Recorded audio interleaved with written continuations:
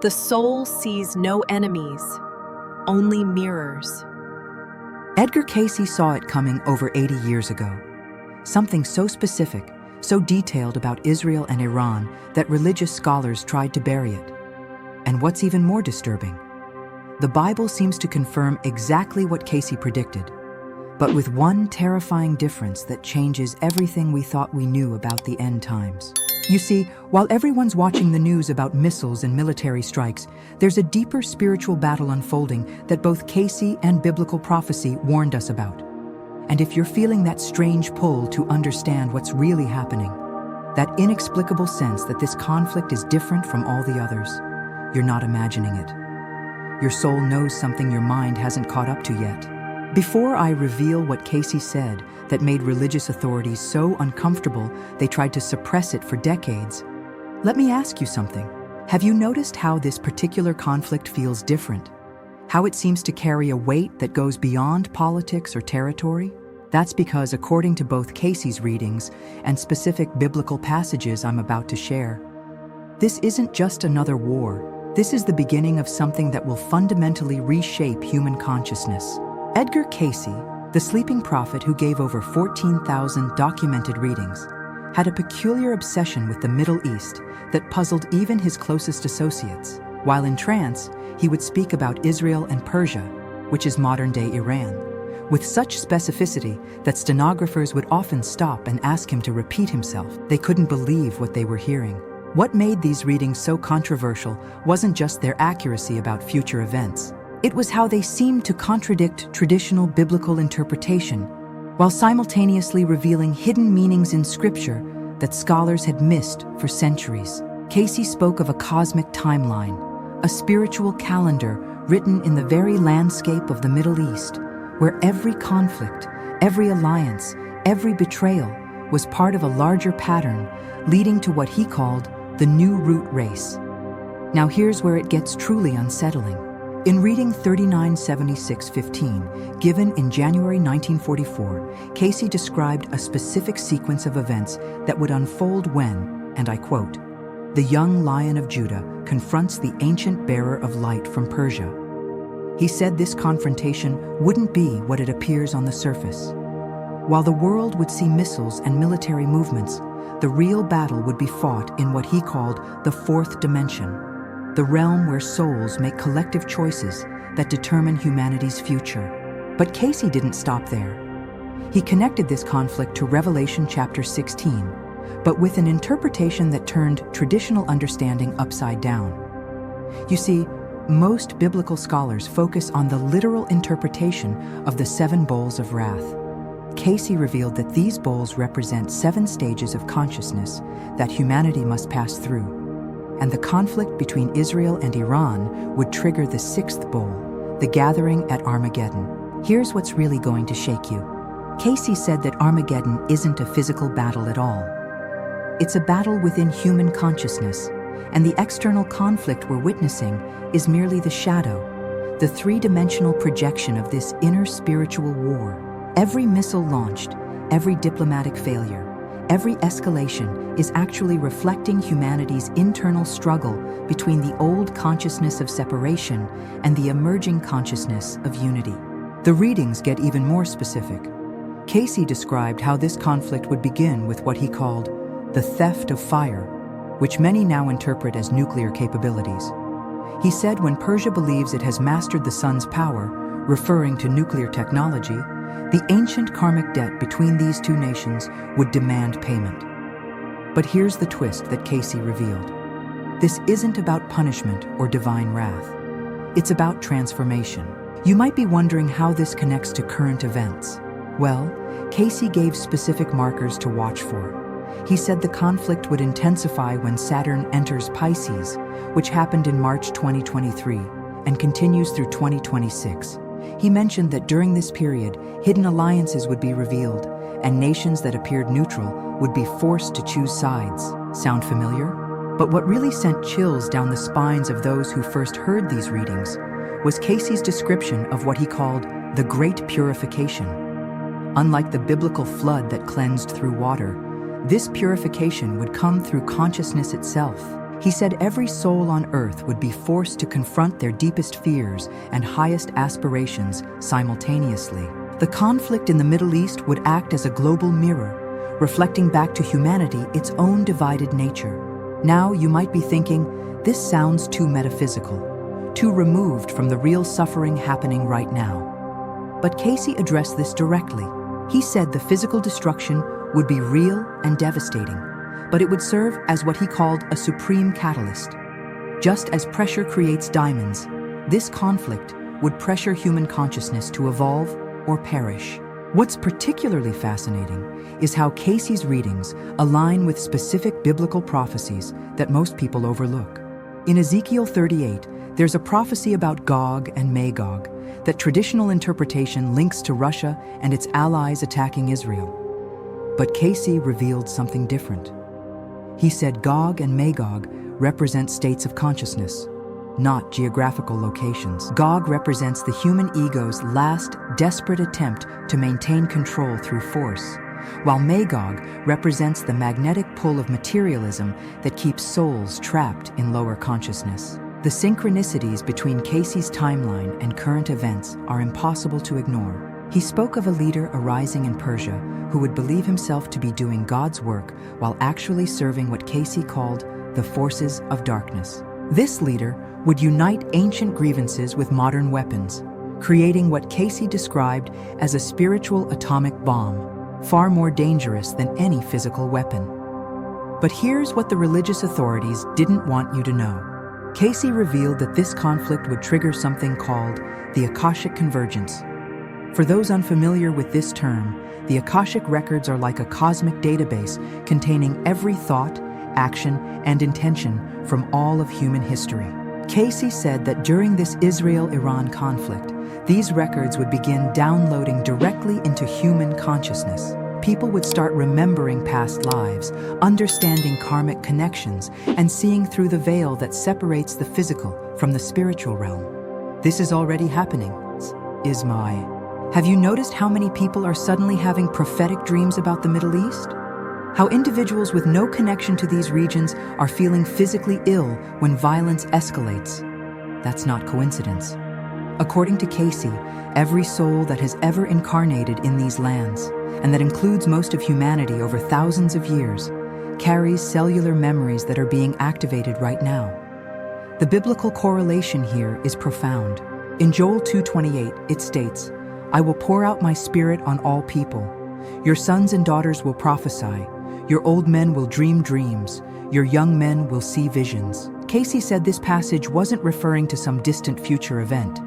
It was describing exactly what would happen when the Israel-Iran conflict reached what he called the point of no return. Now, I need to share something that might disturb you, but it's crucial for understanding what's really at stake.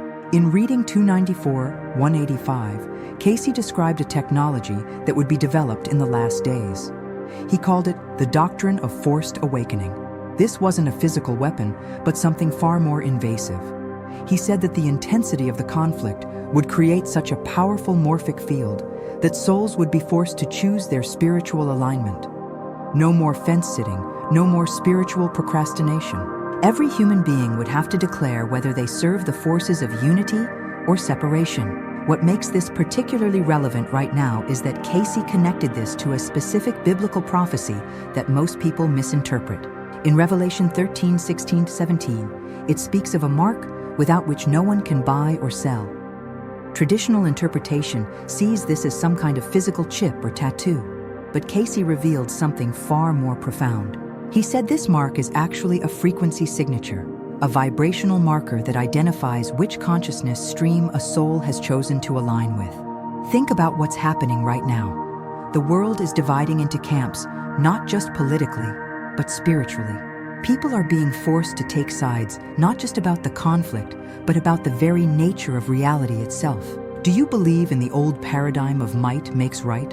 Or are you aligned with the emerging consciousness of interconnection and unity? This choice, according to Cayce, is the real mark being placed upon humanity.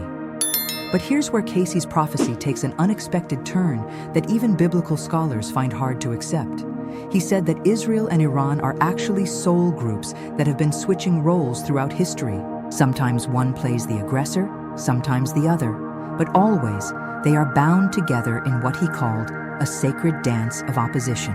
Their conflict serves a cosmic purpose: to create the friction necessary for humanity's next evolutionary leap. In one particularly powerful reading, Cayce described a vision where he saw the spiritual bodies of Israel and Iran merged into a single entity of light. He said this merger would only occur after both nations had exhausted their karmic debts through conflict. And this is crucial. He said, this exhaustion wouldn't come through military defeat, but through a collective realization of the futility of separation consciousness. The timeline Cayce gave is eerily specific. He said that when Jupiter aligns with Mars in the house of Aquarius, while the Sun transits through the constellation of Ophiuchus, the hidden 13th zodiac sign, the conflict would reach its crescendo. For those tracking astronomical events, this alignment is happening between 2025 and 2026. But Cayce warned that this crescendo wouldn't be what most expect. Instead of massive destruction, though some would occur, the real climax would be a mass awakening event that he called the quickening. During the quickening, Cayce said time itself would seem to accelerate.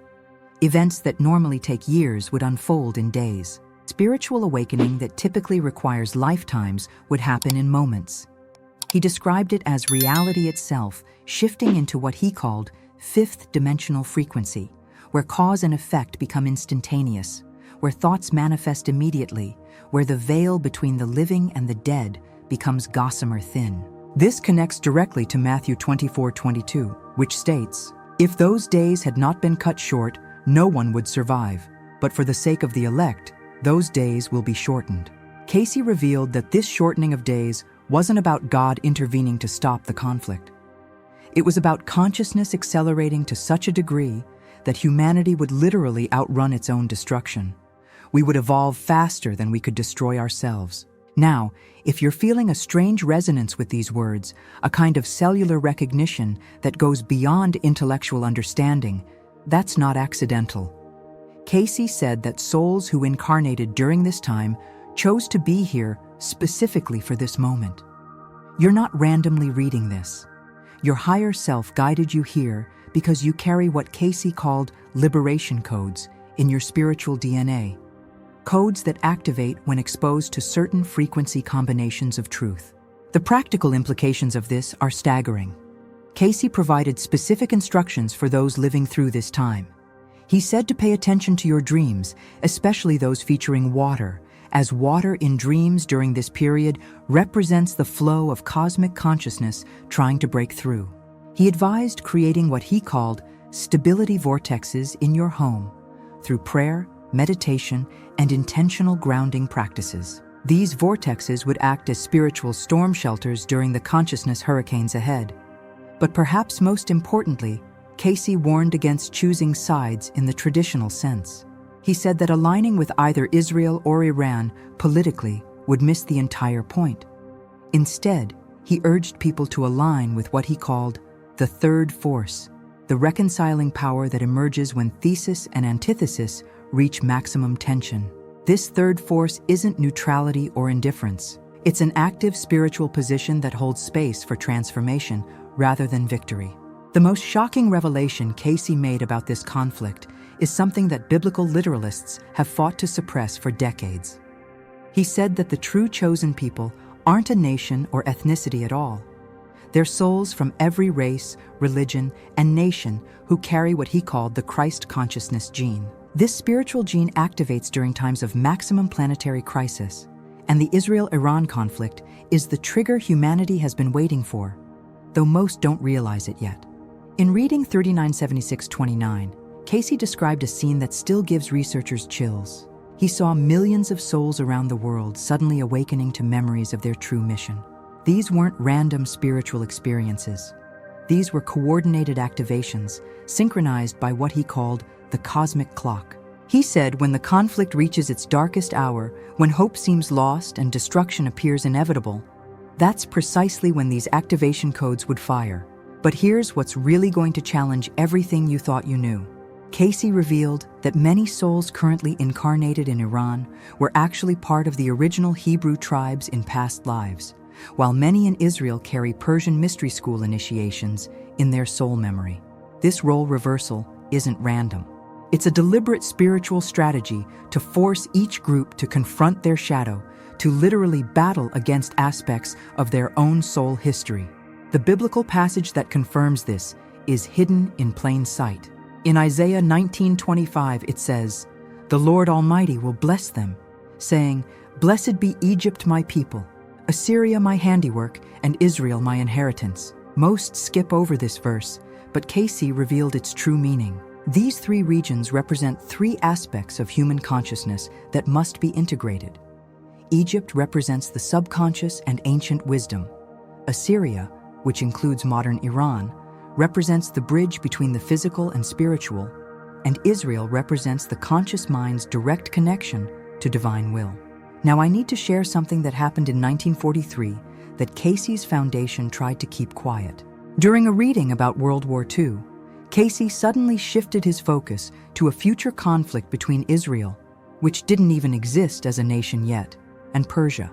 He began speaking in what witnesses described as an ancient language, later identified as Aramaic. When translated, he was reciting a prophecy that doesn't appear in any known biblical text, but which he claimed was removed from the Book of Daniel by the Council of Nicaea. This lost prophecy described a final test for humanity, where the descendants of Isaac and the descendants of Ishmael would be forced to recognize their common father Abraham, not through blood, but through consciousness. The test would come when both nations possessed the power to destroy not just each other, but to tear the very fabric of reality itself. Sound familiar?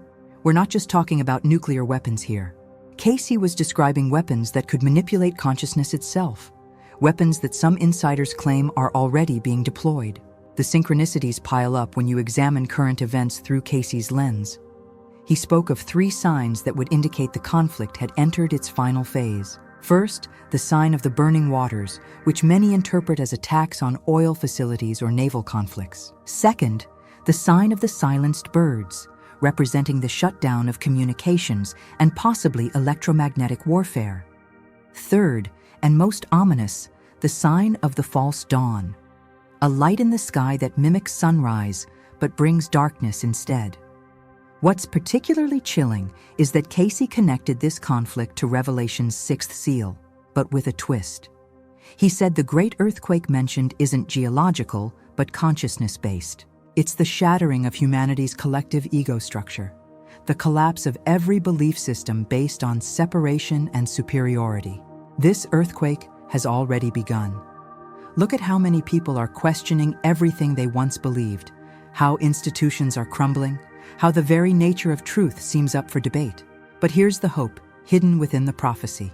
Cayce revealed that this conflict, as devastating as it might be, is actually humanity's graduation ceremony. He compared it to the final contractions before birth.